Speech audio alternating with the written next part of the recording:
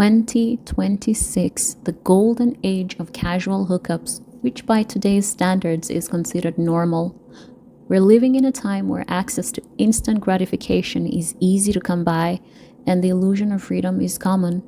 All it takes is one swipe, one message, one decision with no strings attached and no consequences, right? But what if the biggest risk that could cost you everything is the one you did not see coming? If you genuinely look me in my eyes and you tell me, yeah, I don't know, he forgot a condom, or I didn't think it was necessary. We just were too drunk and we didn't get to that point. No. Okay? Here's what you do in a situation if he forgets a condom. You say, that's too bad. You're really nice, but maybe we can see each other another night this week. You don't go, oh, that's okay. I'm sure nothing will happen anyway. You're clean, right? What do you think he's going to say in that moment, even if he isn't? Texas man goes viral for testing positive for every STD possible after attending the spring break. Now, this here, my friends, is why I stay single. This here, my friends, is why you can't trust no one. This here, my friend, is a perfect example of what's happening with our youth. Not only our youth, but the United States of America. Listen, I'm not here to shame man or woman for engaging in hookup culture. At the end of the day, it's your life, and I'm sure you're not going to listen to me anyways. All I'm saying is don't expect to be able to settle down in a nice, good relationship afterwards. Not because the other person wouldn't allow it, let's be real. I don't think you would actually tell them your real body count anyways, but more so because you really think after hooking up with 50 plus people, you're going to be able to do that?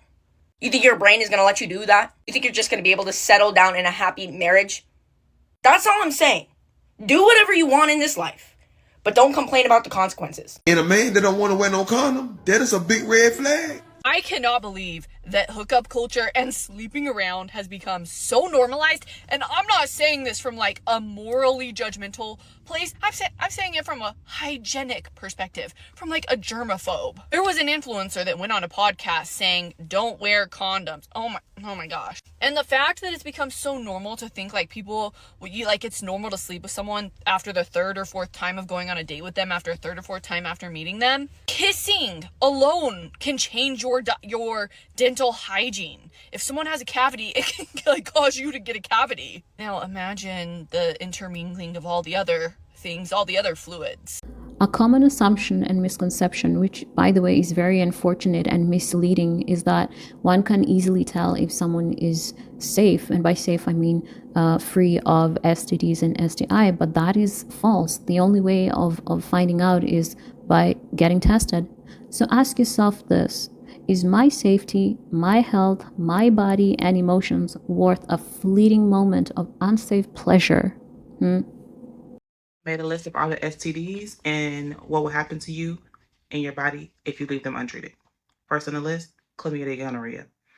You can get pelvic inflammatory disease, chronic pelvic pain, infertility, and it can lead to ectopic pregnancy. Next, we have syphilis. It can lead to blindness, deafness, paralysis, and dementia, and physical, croaking. HPV. It can lead to cervical, anal, and genital cancers. HIV and AIDS. We already know that one. Y'all already know how that's coming. You already know. I'm going to say it anyway. It'll attack your immune system really, really bad, and shit will go downhill.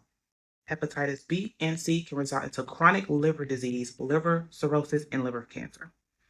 HSV, aka herpes. It's usually not life-threatening. There's just no cure for it, and you'll get painful blisters everywhere, and you're more at risk for meningitis with that as well. So all in all, you can get infertility, chronic pain, cancers, organ damage, and issues getting pregnant, or when you do conceive, abnormalities with the pregnancy. So make sure y'all going to that doctor and getting that coochie and getting that PP checked. Thank you. Hey y'all, if you've never heard of necrotizing fasciitis, Google it. There are 3 documented cases in the UK. That's flesh-eating vulva infection. And if it can happen there, it can happen anywhere. Be safe out there. Casual hookups do not affect men and women in the exact same way, psychologically or emotionally. Let me explain. Most of the time, we're talking most of the time, the man is getting exactly what he wants. Intimacy without intention, access without commitment, and far fewer physical risks. But for a lot of women, the opposite is true most of the time. She's not actually getting what she wants. She's hoping it turns into something real. So every time she hooks up casually while secretly craving connection, she abandons herself a little more every time. And over time, the friction of that disconnect, it wears her down emotionally, psychologically, spiritually. She becomes a hot mess. Fun fact, a woman's body releases more oxytocin during sex than a man's. Oxytocin is the most powerful bonding hormone that we have. So when you keep bonding yourself to people who do not value you, you lose yourself. As for the men, fellas, just because you can detach more easily, that doesn't mean that you're not damaging yourself. Being numb is not the same as strength. And one day when you finally want something real, you will realize you've trained yourself out of the capacity to even connect. Your integrity is for sale, so your relationships will be cheap. You're equally as lost, just in a different direction. You want to know why relationships don't work anymore? It's because we're living in a generation of hookup culture. It's when people don't fight for what they want, and they're so quick to jump into the next relationship. We now have these apps where it can hook you up with people in a matter of minutes. So when it ends up not working with your partner, we're just quick to hop on and on to the next. Because it's as easy as swiping left or right. If you're not willing to fight and make things work in your relationship, just stick to Tinder. Now, what do girls even gain from it? Honestly, 5 minutes of faking it and not finishing 99% of the time. There is nothing empowering about giving your body away to everyone.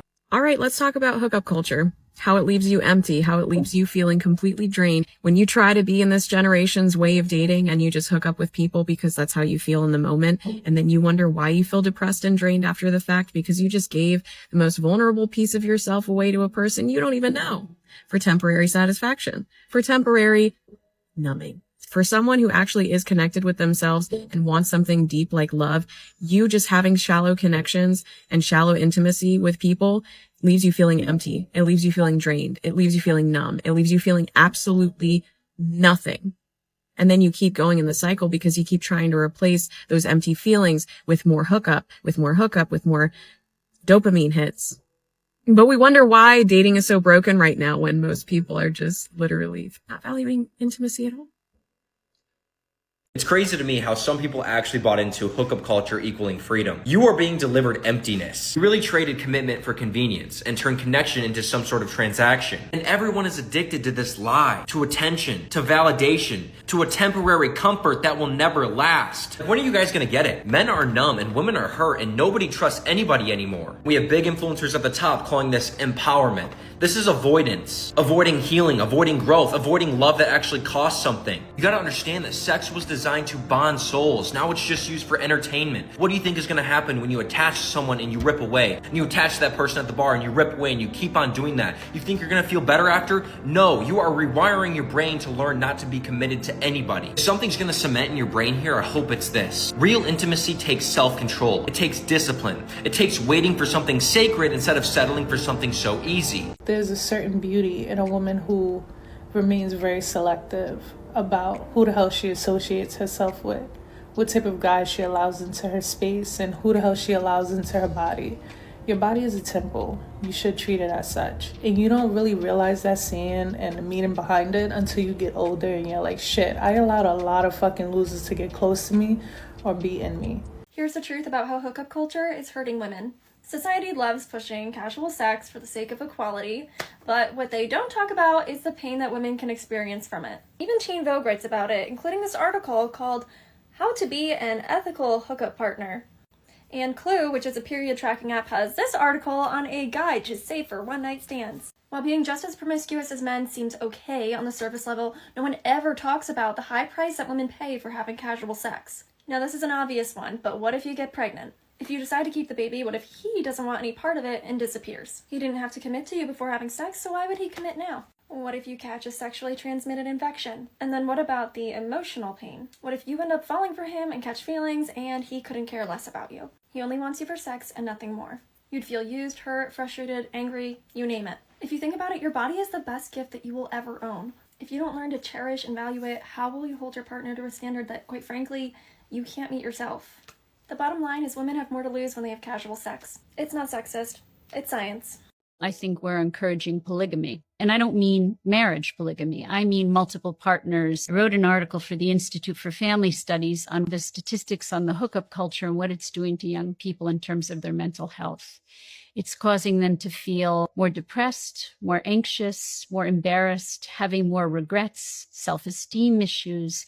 It's got some major implications, and we're talking the statistics say 72 to 82%, 72% of young men and 82% of women are feeling depressed and anxious after these casual sexual encounters. Tinder has an ad that says, meet the love of your night. What it does is it takes something so sacred and intimate and it turns it into something not just casual, but it turns it into something relevant, unimportant, and dangerous, if you ask me, emotionally dangerous. And it can be physically dangerous. If you're having casual sex, you could get a sexually transmitted disease. AIDS is still around. Experiment with sex. Care about the people that you're experimenting with. Find people who care about you. To sum up this video, this is not about fear or sex shaming. It's not about telling you what to do. It's about understanding that convenience does not remove consequences. It just makes them easier to ignore. And yes, to sex within the confines of safety. Protect yourself ruthlessly because no one else will. It is up to you to protect yourself. If you like this kind of videos, please do like, share, and subscribe. I look forward to seeing you in my next video. Stay safe, ladies. Ta-ta!